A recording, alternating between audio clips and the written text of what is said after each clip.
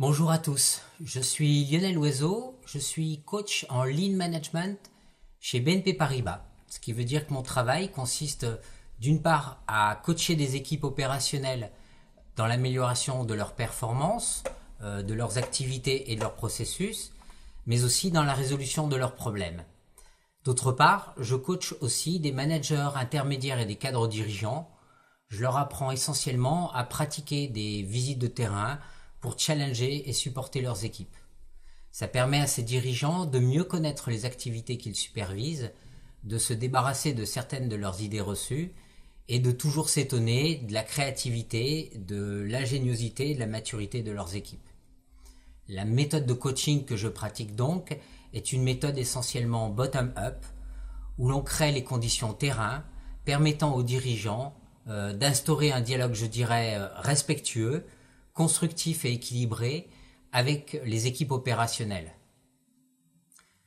Bien sûr, je suis aussi le parrain de cet atelier 3.3.b, comprendre et impliquer les parties prenantes de ce module conduite du changement. Et puisqu'il m'appartient de conclure cet atelier, je me propose de faire avec vous un petit pas de côté, d'approfondir et de partager quelques considérations en vous parlant de la compréhension et de l'implication d'une des parties prenantes les plus importantes, et je dirais même la plus importante des processus, à savoir le client. On ne pourra jamais en faire trop dans la compréhension et dans l'implication de son client. Au cours de ce module, nous avons parlé tour à tour de la direction générale, du top management, des structures de gouvernance et des opérationnels. Dans cette conclusion, je vais donc essayer de rendre plus concret ce qui a été invoqué par ailleurs à plusieurs reprises sous le vocable de promesse client. Ce sujet, à mon humble avis, a encore été insuffisamment développé jusqu'à présent. Je vais donc essayer, dans un temps raisonnable, de répondre à différentes questions pratiques. Pourquoi est-il essentiel de comprendre et d'impliquer les clients ? Quel intérêt cela représente-t-il pour l'amélioration des processus ? Comment identifier le ou les bons clients ? Comment recueillir, collecter ce qu'il a à nous dire ? Combien de personnes faut-il interroger ? Et enfin, comment traduire, prioriser ce qu'il nous a dit en axe d'évolution ? Puis finalement, à quelle fréquence est-il opportun d'interroger, de comprendre et d'impliquer le client ? Il y a une relation intuitive, vous l'imaginez bien, entre l'intérêt de l'entreprise d'une part et la satisfaction de ses clients d'autre part. Cette relation a été théorisée, et notamment sous forme d'un graphe que l'on pourrait modéliser en BPMN par un certain monsieur Raymond Kordupleski en 1994. Il a ainsi démontré la corrélation entre la satisfaction client qui engendre de la fidélisation et donc de la rétention de parts de marché, la satisfaction client qui engendre du bouche à oreille favorable et donc de l'acquisition de nouveaux clients et donc de la conquête de parts de marché. Qu'il s'agisse donc de rétention ou de conquête de parts de marché, la satisfaction du client est donc un élément primordial à ne jamais perdre de vue au moment de concevoir ou de reconcevoir un processus. C'est d'ailleurs une question existentielle de maintien et de survie pour l'entreprise. La satisfaction client donne du sens à toute l'amélioration. Elle doit être un peu comme l'étoile du Nord.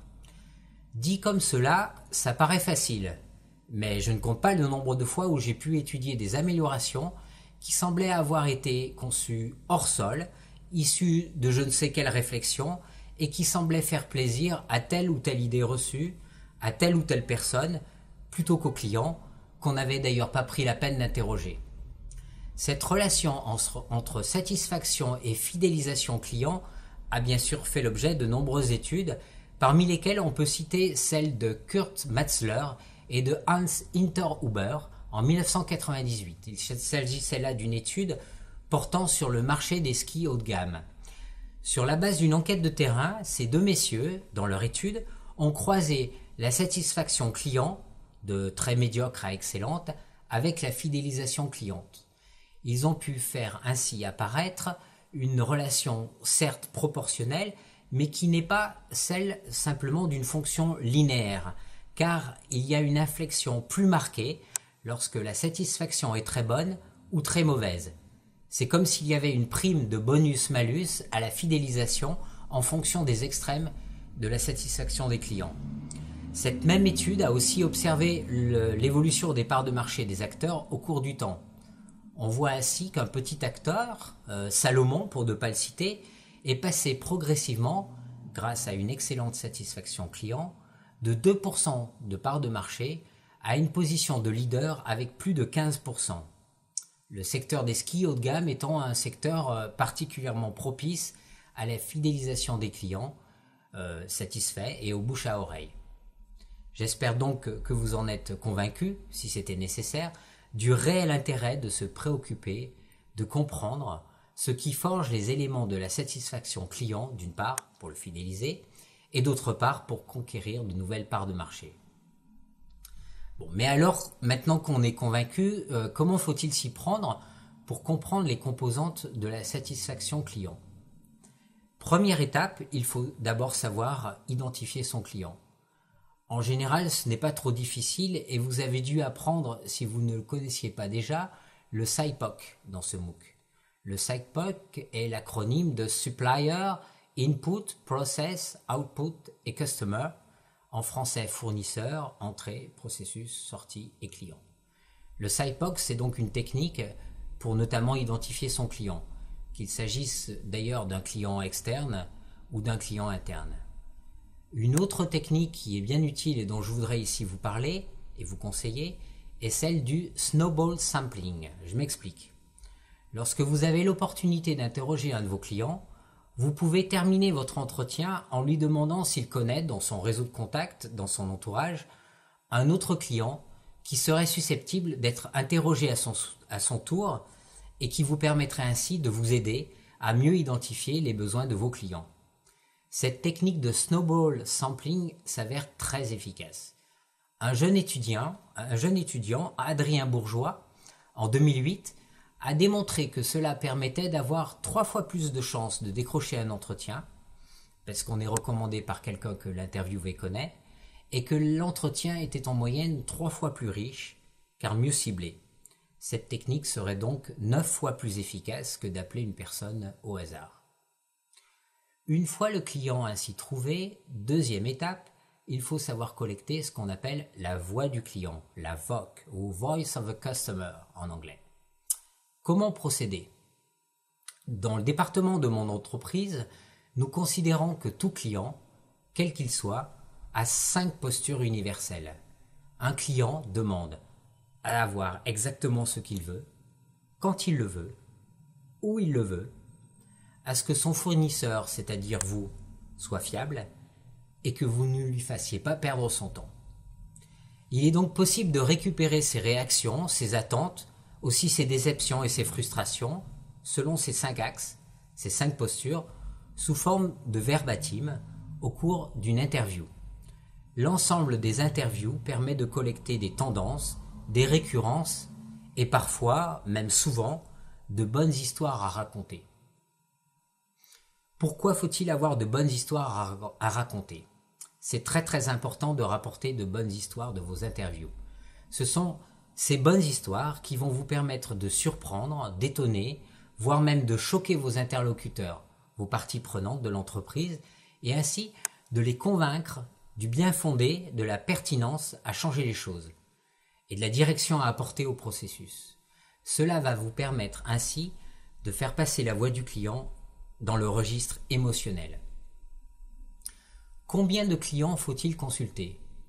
Là encore, je vais me référer à une étude réalisée en 1991 par 2 personnes, Griffin et Hauser, qui ont exprimé sous la forme d'une courbe asymptotique la relation entre le pourcentage des besoins que l'on peut collecter et le nombre de clients que l'on interroge.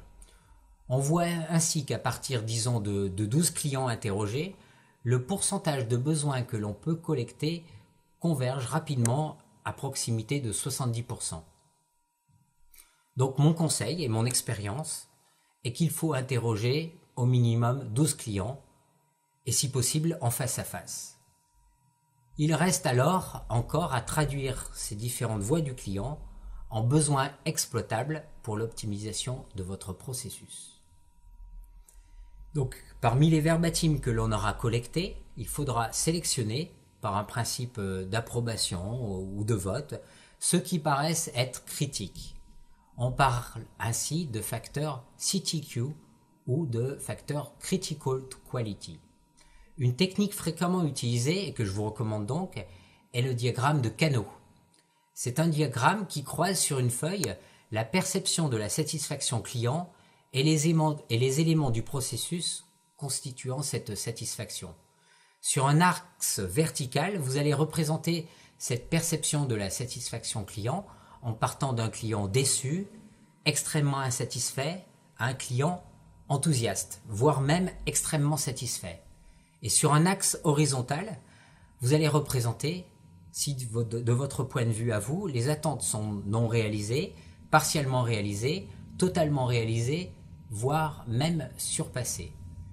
Et l'intérêt du diagramme de Kano est de vous permettre de visualiser dans l'espace de ce diagramme les éléments de performance sous forme d'une droite diagonale qui vous permettra de voir quels sont les éléments qui vont être proportionnés, les éléments de satisfaction qui vont être proportionnés ou les éléments de performance qui vont être proportionnés à la satisfaction client.